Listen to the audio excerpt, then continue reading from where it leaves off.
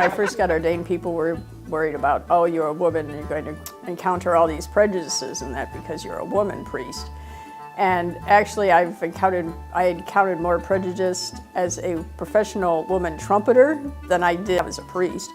When I was a professional trumpet player, I actually had I was playing weddings in that at a cathedral in a major city in the United States. And the organist, music director, had to actually change my first name from Wendy to Wendell because the women would actually call, the mothers of the brides would call and say they did not want a woman playing trumpet for their daughter's wedding because obviously it was a woman and not a man, so therefore she couldn't be that good.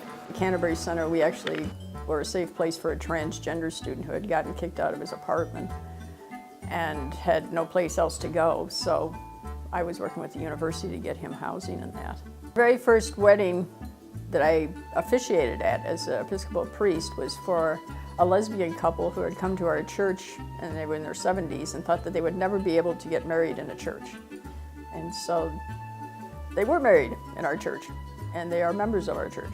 One of the parts of our ministry is providing food for the students. So anytime they come here, there's always food in the refrigerator, there's something they can throw in the microwave, and then we provide lunches on Thursdays.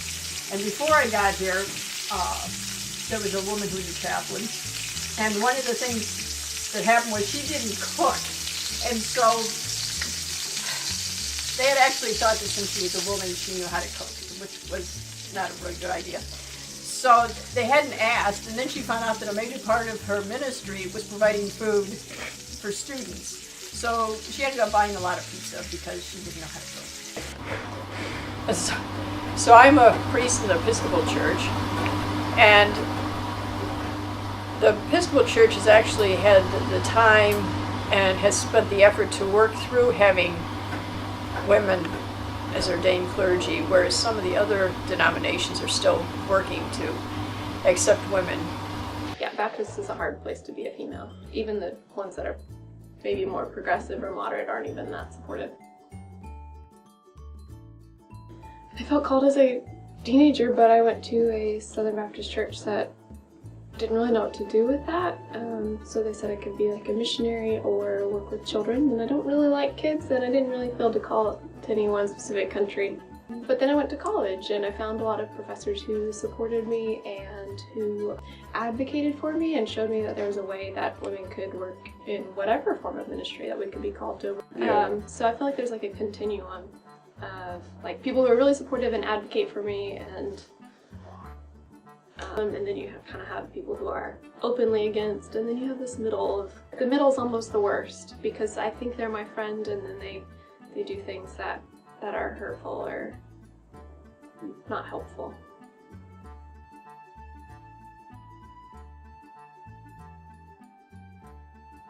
My call to ministry has been one of the most painful things because I have been told by lots of people all different kinds of things of why don't you do something else, get a real job, or why don't you be a nurse because you like to help people, or anything but this, really.